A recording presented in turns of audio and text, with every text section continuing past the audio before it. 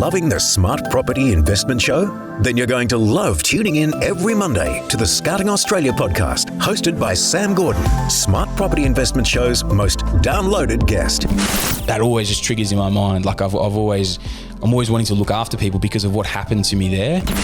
What are you waiting for? Listen to the pros at the Scouting Australia podcast, now on all your streaming platforms, and get educated. This is a Momentum Media production.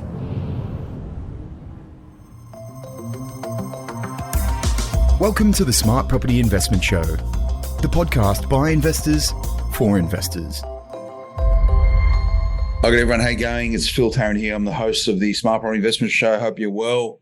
Talking about mortgages again. It's one of my favourite topics. I don't know any investor who likes a mortgage. It's normally a need to have rather than want to have. That's okay. It's a huge enabler, probably one of the 8th wonders in the world. I think someone said that was supposed to be sort of compounding growth, but I reckon in Australia, there's a couple of other wonders in the world. One of the is the ability to access finance to leverage to be a better property investor. And I'd say one of the other great wonders of the world here in Australia, is pretty unique to Australia, is negative gearing, which is a great enabler for property investors to support the third of Australians who rent properties. Most rental properties in Australia are owned by inverted commas mum and dad property investors, unlike other parts of the world where a lot of it is institutional ownership of large swathes of property, whether they're apartment blocks or suburbs. So relatively unique in Australia in that it's the mum and dad investors who own investment property. They use it as a wealth creation mechanism. They provide that properties to Australians, a third of Australians that rent. And negative gearing is a tax outcome for those people who spend more money owning that property than what it is that it generates in rent. There's a tax deduction connected with that. And also you can deduct the cost of the mortgage connected with it. So if you're not really aware and abreast of this, so I find that when people come to Australia who aren't born in Australia, they sit there and once they understand it, I think of one person in particular, it's a French guy, it was like, what? You can do this sort of thing? And a completely light bulb moment for it. And they changed their whole rhetoric around investing in property and how it can be a true enabler for paving way for a more comfortable retirement. So if you're not aware of all this stuff, go and check out smartpropertyinvestment.com.au. We write about it all the time. When it comes to negative gearing or taxation type stuff, speak to your accountant. There's a lot of good ones out there. I lean on mine to make sure I'm making the right investment decisions. You need to be doing that before you start investing in property rather than after, around tax planning and how it's all going to work, because it's a very important part of the equation. But it comes back to the utility for mortgage. It's key. Property is a game of finance, not a game of real estate. It's a game of finance first. So how best you manage your finances, the better off you'll be. Whether you're able to be liquid in your ability to grow your portfolio or stagnant will be a lot to do with what you buy and how you buy it and the mortgage connected with it. So we've been chatting about the consecutive interest rate rises over the course of nearly 12 months. We are now in a period of pause for April when you're tuning into this particular podcast, whether or not interest rates will continue to go up. I think that the catch-all and to aggregate the views of most economists, they're all a bit different. They're saying that we're either at the terminal interest rate or we're very close to it. So I think property investors can start moving with a lot more confidence around mortgage rates. If you haven't reviewed your mortgages for many years, even for the last year since rates started going up, I reckon there's probably a good chance you can save a few bucks on your mortgage through refinancing or working with your lender to change it up. So speak to your mortgage broker, get them onto it ASAP, because that will be a very important way to ameliorate any constraints on your cash flow as a result of this rising rate. So you've got to be active. You've got to be conscious about it. You've got to be moving quickly. Your mortgage broker at the moment is probably one of the most key people as part of your team as a property investor. I myself use the guys and girls over at Finny Mortgages, finny.com.au. They do my mortgages. They're working on a whole bunch of stuff right now. I lean on them to ensure I've got the right mortgages at any point in time to support my buying and investing decision making, but I also get them onto this podcast to give us an inside view on what's happening, what they're seeing, and how we can share some of their skills and capabilities when it comes to helping you make more informed decisions. Joining me in the studio, I've got back a senior broker from Finny Mortgages, Eva Lowenzons, regular guest on the Smart Property Investment Show. She either comes in solo, she brings along a colleague, and today she has done that. Rebecca Carlson joins us, one of the brokers at Finny Mortgages. Rebecca does a lot of my stuff personally, so I know her, and she knows what it's like to deal with a hard-to-work client like myself. How you going? Well, Yeah, good. Thank you all for good. having me. Eva, hey, how are you? You well? Yeah, good. Thank you. Thanks for having us again. Yeah, really looking forward to this one because Meg's got a lot of inside information on this topic we're going to touch on. So yeah, really keen to hear. Well, I think the origin of mortgage brokers in many ways was helping people who probably didn't meet the vanilla views of banks 20, 30 years ago. Mortgage broking, a lot of it originated out of the legal firms who were looking for a different way to support clients who didn't really fit the way in which lenders saw the world, and largely they were self-employed people. So for those people who are self-employed, mortgage brokers continue to be a huge enabler for getting them into finance, because it is a little bit more difficult to secure finance as a self-employed person, even if you're the most successful self-employed person out there. Just the way in which lenders view you, need information from you, is very different than someone who is as a PAYG. So, we'll just quickly cover those things too. A PAYG means that you get a regular salary from an employer that withholds tax from that. You're 100% an employee, and that typically makes borrowing a little bit easier. If you're self-employed, it means that you manufacture your own money and you are accountable and responsible for all the financial compliance around it, including how you pay the tax office. So the way that you borrow money is typically based on the health of your ability to generate income inside your business and personally. And that sort of makes things more complicated, but it doesn't make things impossible. No doubt, Rebecca, within Finny, a lot of your clients are small to medium business people, of which, to give our listener, I'm probably going to butcher these numbers a little bit because I'm a little bit disconnected with it, but there's probably about 2.6 million businesses in Australia by memory. I'm probably going to get this wrong, so I apologize. So go and Google it. I think there's about 3,500 large businesses. That's companies with more than 200 employees. I think by memory, there's about between 50 and 60,000 medium-sized businesses. So that's typically businesses between 20 and 200 people. And then everything else is a small business. There's like 2 million small businesses in Australia. So small and micro businesses. So these are very small operations or individual operations. And often, Rebecca, that they're the people who struggle most with securing finance because their business finance is often intrinsically connected with their personal finances. Yes, that's definitely correct. Yeah, so I apologise I've got those numbers wrong, but it's thereabouts what it is. But this is the lifeblood of Australian economy. Small to medium businesses, by memory, employ 70-something% of all Australians. So they're really connected with the rice bowl of all employees in Australia as well, because more than less Australians are employed by SMEs rather than large organisations. So they have a very important role to play. They've struggled through the COVID period. Some of them have thrived. And I know the government tries to do a lot to help small to medium enterprises in Australia, but we're here to talk about getting a home loan or getting an investment loan if you are a small to medium self-employed type person. Tradies, butchers, bakers, auto repair shops, anything you can imagine, there's a small to medium business connected in it. Rebecca, do you enjoy working with business owners? Or, I guess I'm sort of one of them, so I'm hard work, but decisive when they need to be. Yeah, look, I think self-employed business owners, they have to do a lot of their own research to keep their businesses thriving from a compliance and an operating point of view. So they're good people to talk to. They are very passionate about what they do, and they essentially know a lot more about their financial structure than they think they do. So yes, definitely enjoy working with self-employed. It's sometimes a challenge. So I do have people that come down from a sole trader up into complex self-employed, but everyone has their own different challenges, and it's good finding a solution for all of those clients. Just to talk generally quickly, is it harder to get a loan if you're self-employed? I want to say yes and no. To be honest, there's sometimes more options for self-employed. Whether or not they're the most attractive options is up to the individual, but from a solution point of view, we've got a lot of different avenues of looking at income. With businesses, historically, banks want to look at income over the last couple of years.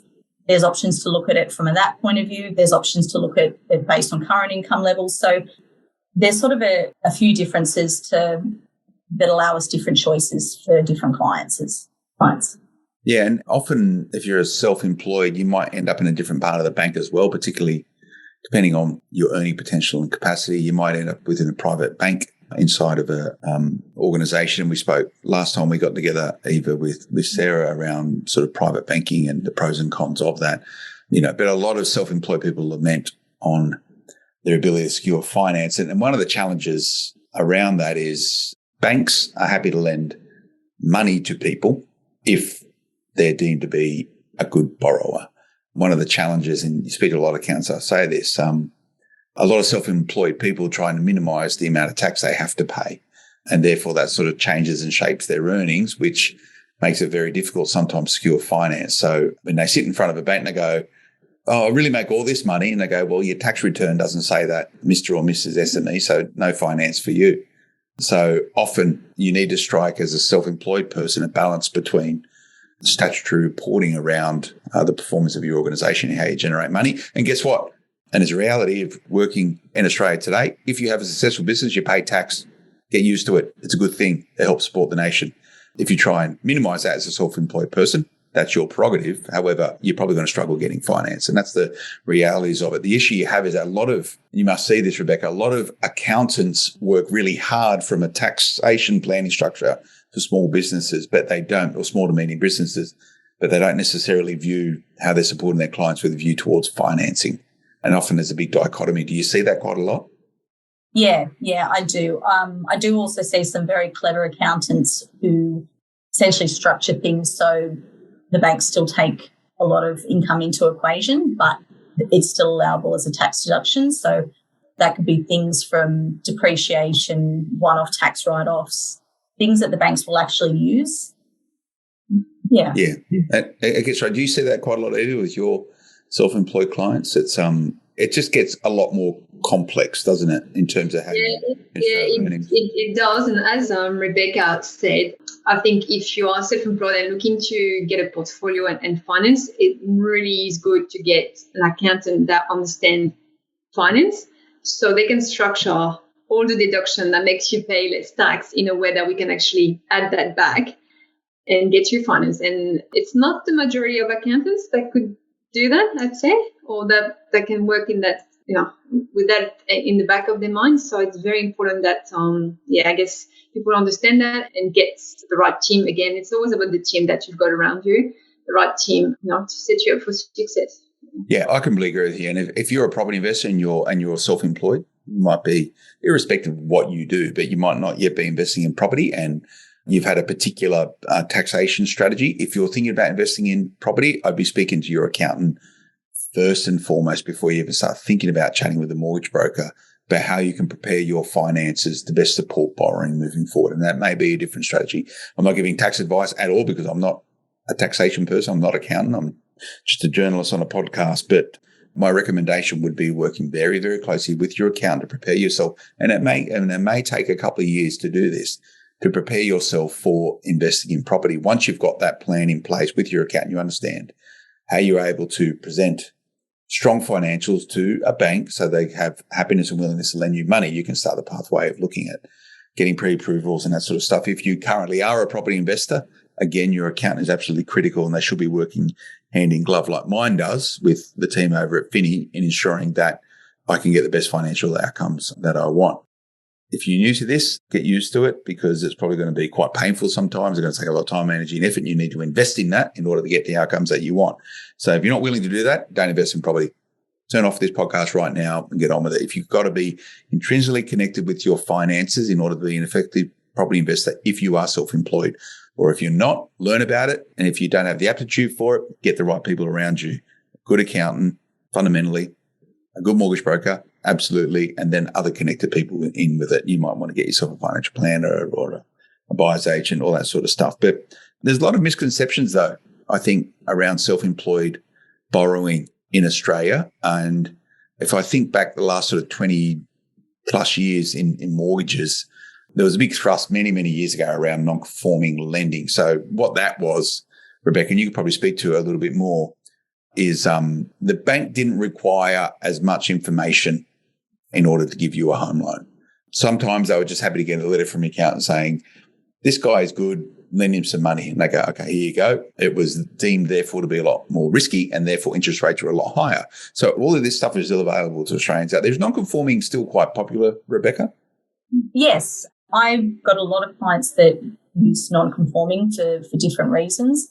Just for an example, I had a client recently who his 22 financials aren't showing the full strength of his business at a current point. We're looking at alternative lenders using BAS statements to demonstrate the 2023 income. So it's a means to an end. That client, for example, 6-12 months' time, we can look at moving him back into a major lender, but for now, he can do what he wants while taking advantage of the alternative lenders. So we do still see that a lot, but they do seem to be more a means to an end. Yeah, and I do think alternative lenders are a much nicer term than non-conforming. I think non-conforming is quite a negative term, and to give everyone a sense, if you are self-employed, you typically have prime lending, which means it's normal. You go through a normal process of providing all the information that they need, often quite painful, but worthwhile doing. You have near prime, which is you're nearly one of those people, but you're not quite. You have subprime, which means you're probably a little bit less than that near prime person. And then you have non-conforming. And non-conforming is typically someone who is pretty far away from being a prime client.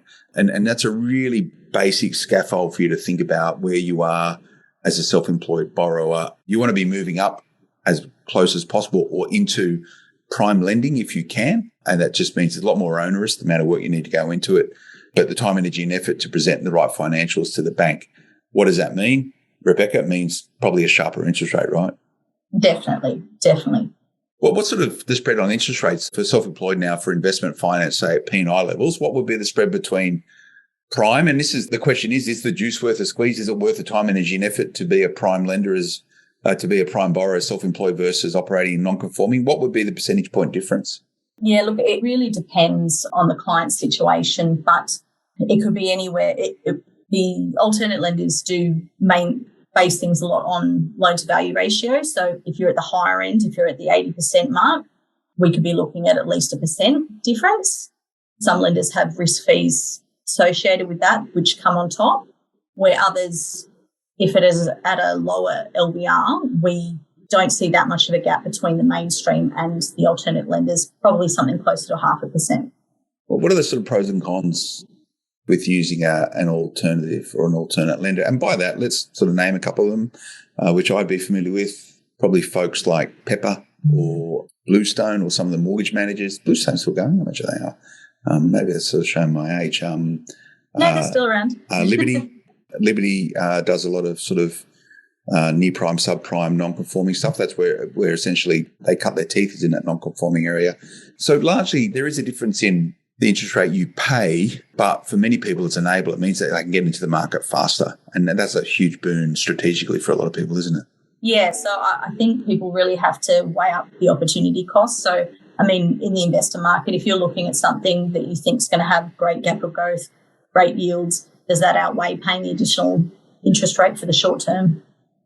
Yeah, and for a lot of people, they'll just use a near or alternative or a subprime lender or a non-conforming lender for a period of time until they get to a point where their financial situation supports moving into more mainstream lenders. How much difference, can you give us a sense, Rebecca, how much difference is the sort of document requirements for prime lending or mainstream lending versus non-conforming? Is it a substantial difference?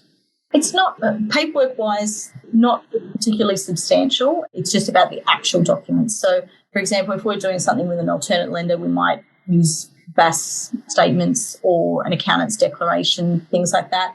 Where we're going into the prime lending space, we're going to need full tax returns. So realistically, your accountant should be preparing those and finalising them before the appropriate cut-off. So sometimes it's just a timing issue. Once you've had your ABN for a certain amount of time, moving that across to you'll already have tax returns available.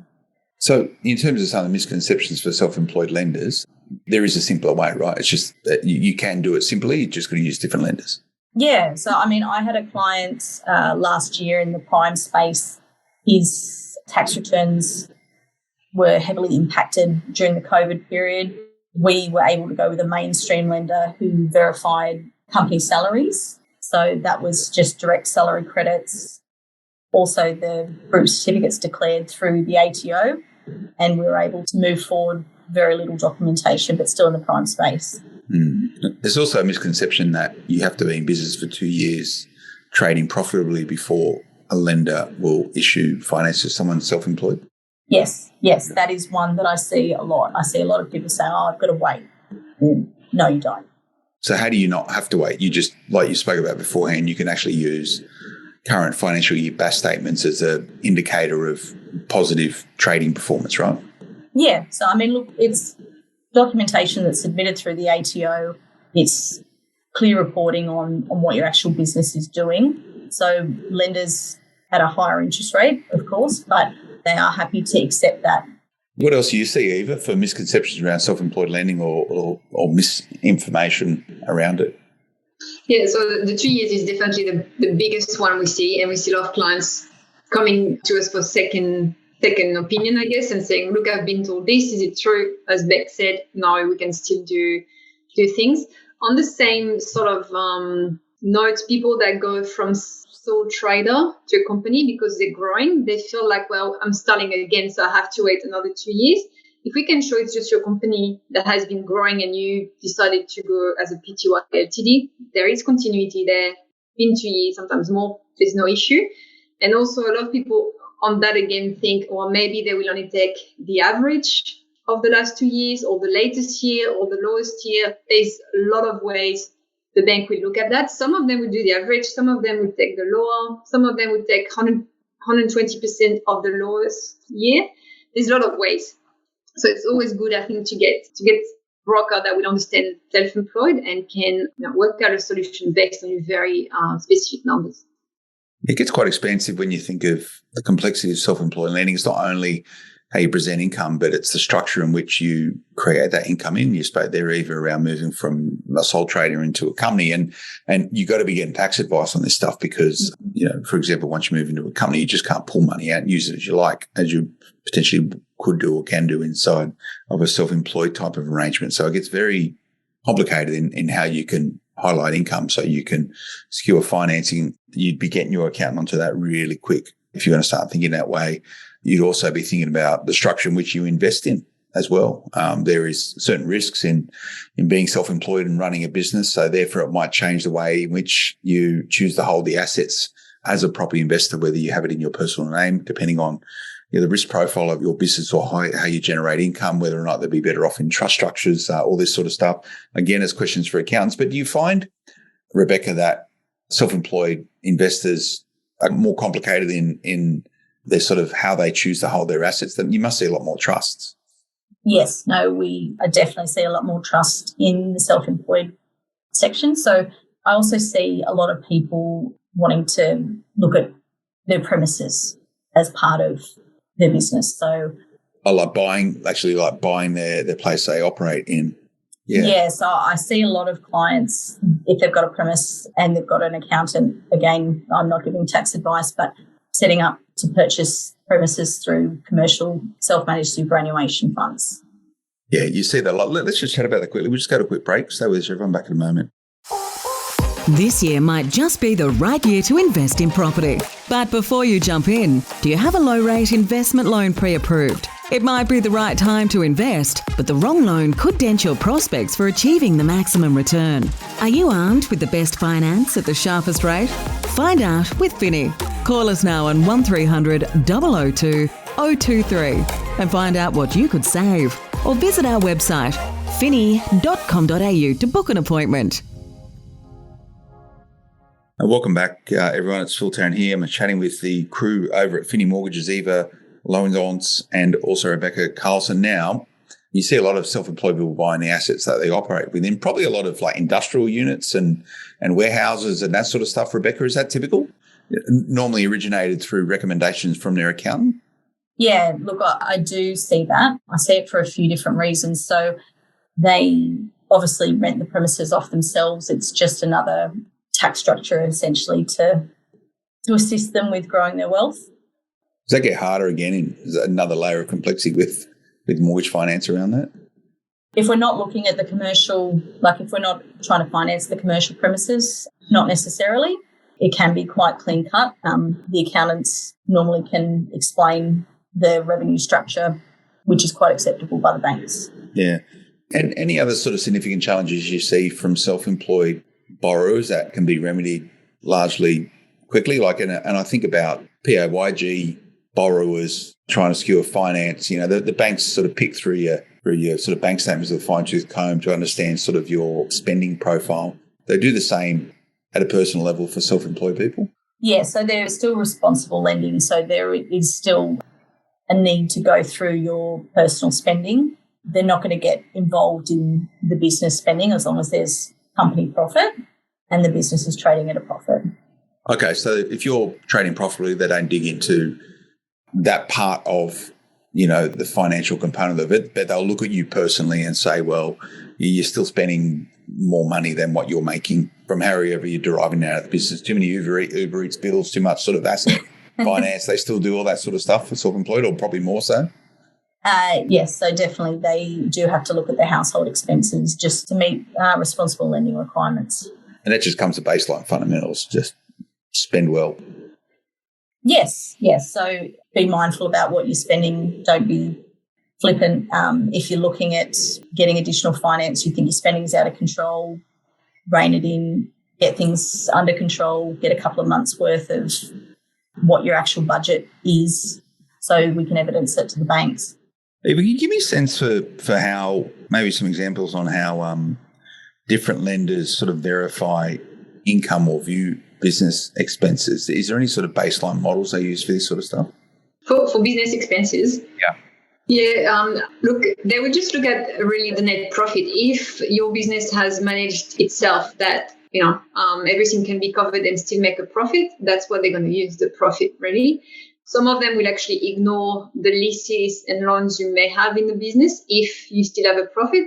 Some might actually do a bit of as we call it in the industry, double dipping and add that back as well. So we try to avoid going there. But technically, once you've got a profit in the business, the expenses within the business are not actually really looked at. And then they just assume if you have profit in the business, they allocate that profit as part of the serviceability of the borrower. So even if they might receive regular payments, and a lot of business owners still receive PAYG payments, right? Like that's how a lot of people still structure stuff, or they take it as fees from the business, and then they might be overlaid with business profits. That's all sort of considered our aggregate level of your serviceability. Yeah. So typically you'd have your director fee, your PAYG income if you pay yourself a salary, the net profit of the business, and then as Rebecca mentioned early on, if the accountant has been a bit creative there, we can add back depreciation, we can add back some interest you've paid, we can add back some one-off, sometimes super you paid yourself. So it's a bit we can add back as well, that, and all of that will make the income we can use for servicing checks. And we've got a range of people, Eva, that listen to this podcast who invest in property. A lot of them are professionals. And what I understand, different professionals are viewed differently in the eyes of lenders. And I think there was only a report out this week around there was trust in different professions. Real estate agents and media salespeople were pretty low on it. I don't know where podcasters were on it, but those people who are deemed to be the most trustworthy from a professional point of view are like, doctors and dentists and high court judges, and there's this perception around trust with them. Even like people with professional services like accountants, for example. So there's certain lenders that just target professions, correct, who they think are really, really good, and they get preferential lending environments. And by that, most doctors are self-employed, right? Well, a lot of consulting doctors are self-employed. They run their own businesses. So they're considered to be self-employed, but they get it a bit easier than us podcasters. Well, technically, the bank would still look at the tax return the same way, right? That's no discrimination there. As we discussed in previous podcasts, they might get no LMI and they might get a private banker a bit quicker than others. But technically, the tax return will be looked at the same way. So the only way that you're going to know whether or not you get preferential rates if you're self-employed in particular areas is by going to a mortgage broker. They're going to know, they're going to have visibility. What sort of lenders target what particular professions? Because I know they have niches.